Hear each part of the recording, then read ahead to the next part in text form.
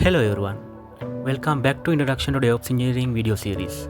This is episode 4 and today we are diving into Microservice Architecture, one of the key foundations for modern software development, especially in DevOps. We'll compare it with Monolithic Architecture, look at real-world examples and explore how DevOps fits into this whole picture. Let's get into it. What is monolith architecture? Let's start with the monolith architecture. In the monolith, all parts of an application like user interface, business logic, and data access are tightly integrated and packaged into a single deployable unit. For example, think of a traditional e-commerce application.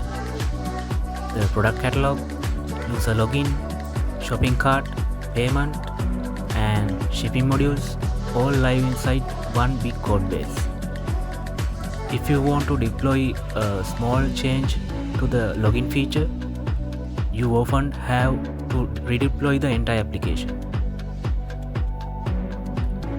Pros and cons. Pros: simple to develop in the beginning.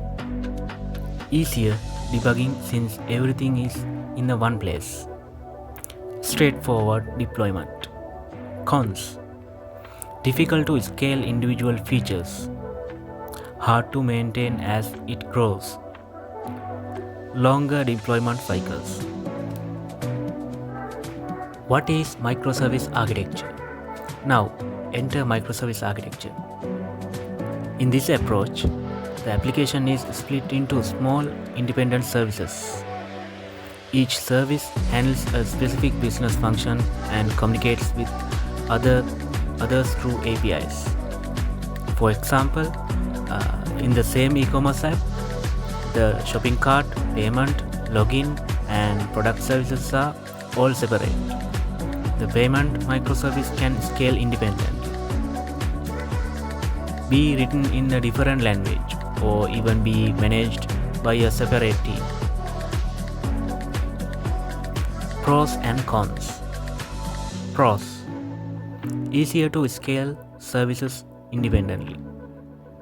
Faster deployments. Teams can work autonomously. Fault isolation.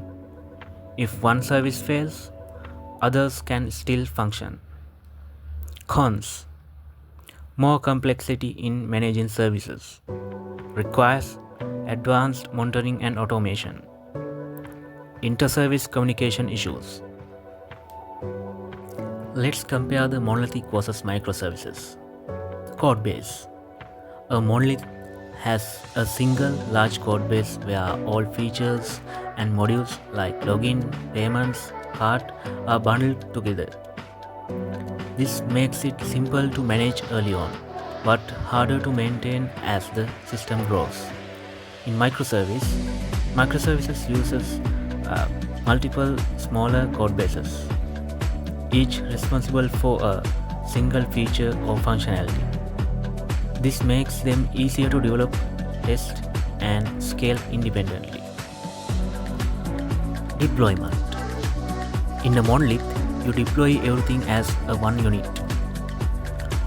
Even a small change in one module may require redeploying the whole application. In microservice, allow independent deployment of each service, enabling faster releases and more flexibility in operations. Scaling. In monolith, scaling requires duplicating the entire application.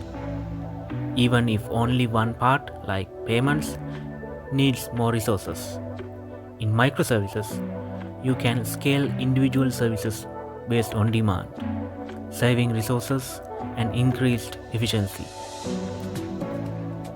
Dev team. In monolith, typically managed by one or few centralized teams. Communication is easier, but ownership is broad and shared.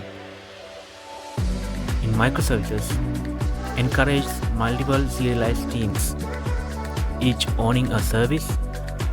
This supports parallel development and ownership, especially in large organizations.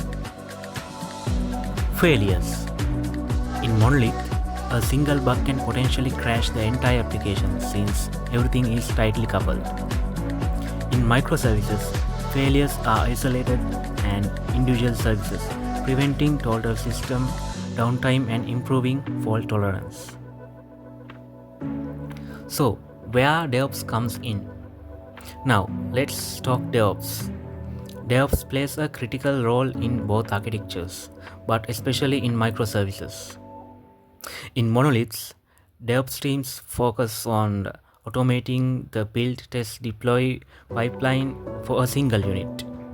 Monitoring and rollback are simpler but less flexible.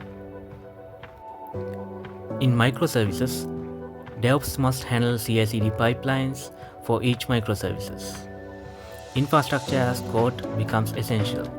Tools like Kubernetes, Docker, Jenkins, GitLab CI/CD, and Prometheus are heavily used. Observability and alerting are much more complex. DevOps ensures that despite the complexity, teams can develop, deploy, and monitor microservices quickly and reliably. Let's look at a real-world example. Netflix is a great example. They moved from a monolith DVD rental app to a fully microservice-based architecture to handle millions of users across the globe. Each feature, like recommendations or user profiles, is a separate service. This shift allowed them to innovate rapidly, deploy daily, and scale with demand, all powered by a strong DevOps culture. To wrap it up, monoliths are simple but rigid. Microservices are flexible but complex, and DevOps is the glue that holds microservices systems together. If you found this helpful, give it a like, share with your DevOps buddies, and don't forget to subscribe. See you on next video.